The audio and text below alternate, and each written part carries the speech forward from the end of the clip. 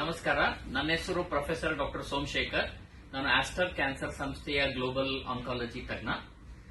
ಇವತ್ತು unfortunate incident ನೀವು ಕೇಳಿದ್ರಿ. ಮುಂದಿನ ವಾರ world cancer day, world health organization. ಇಂಡಿಯಾದಲ್ಲಿ 2 ಕ್ಯಾನ್ಸರ್ ತುಂಬಾ ಕಾಮನ್. ಒಂದು ಸ್ತ್ರೀಯರ ಗರ್ಭಕೋಶದ ಬಾಯಿದು ಸರ್ವೈಕಲ್ ಕ್ಯಾನ್ಸರ್, ಎರಡನೇದು ಬ್ರೆಸ್ಟ್ ಕ್ಯಾನ್ಸರ್.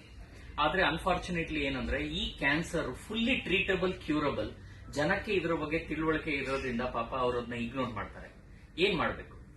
ಈಗ ಸರ್ವೈಕಲ್ ಕ್ಯಾನ್ಸರ್ ಒಳಗಡೆ ಸುಮ್ನೆ ರಕ್ತಸ್ರಾವ, ಬಿಳಿ ಸ್ರಾವ, ಬೆನ್ನು ನೋವು, ಆಮೇಲೆ ಕಾಲ್ ನೋವು ಬರುತ್ತೆ. ವರ್ಷಕ್ಕೆ ಒಂದು ಸಲಿ ಯಾವುದೇ ಲೇಡಿ ನಿಮ್ಮ ನಿಯರೆಸ್ಟ್ ಹಾಸ್ಪಿಟಲ್ಗೆ ಹೋಗಿ ಒಂದು ಪ್ಯಾಪ್ ಸ್ಮಿಯರ್ ಅಂತ ಟೆಸ್ಟಿಂಗ್ 3 ವರ್ಷಕ್ಕೆ ಒಂದು ಸಲಿ HPV ವೈರಸ್ ಟೆಸ್ಟಿಂಗ್ ಮಾಡಿದ್ರೆ 3 ವರ್ಷ ಮುಂಚೆ ಆದ್ಮೇಲೆ ಕ್ಯಾನ್ಸರ್ ಬರುತ್ತೋ ಇಲ್ಲೋ ಅಂತ ಇವತ್ತೇ ಗೊತ್ತಾಗುತ್ತೆ.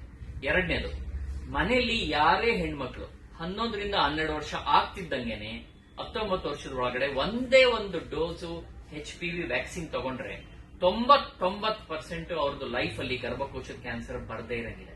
ಸೊ ಈಗ ನಾವೇನ್ ಮಾಡ್ತೀವಿ, ನಮ್ಮ ಫ್ಯಾಮಿಲಿಯಲ್ಲಿ ಅವ್ರ ಬರ್ಡೇ ಗೆದ್ದಾಗ ಯಾವ್ದೋ ಗಿಫ್ಟ್, ಪ್ರೆಸೆಂಟ್, ಊಟ, ತಿಂಡಿ ಕೊಡ್ತೀವಿ. ಅದೇನು ಮಾಡಬೇಡಿ.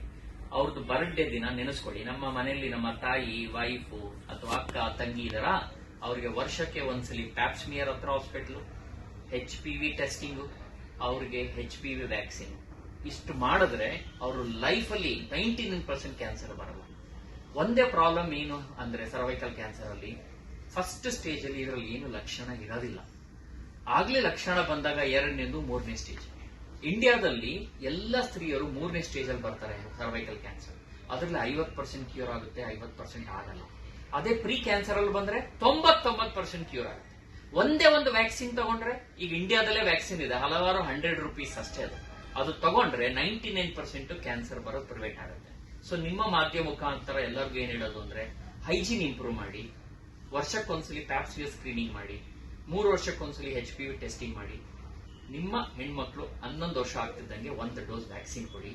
ನಿಮ್ಮ ಫ್ಯಾಮಿಲಿ ಲೈಫು, ಬೇರೆ ಎಲ್ಲ ಲೈಫು, ಬರ್ಡೇ ದಿನ ಬೆಸ್ಟ್ ಗಿಫ್ಟ್ ಕೊಡಿ ಅವರಿಗೆ. ನಮಸ್ಕಾರ.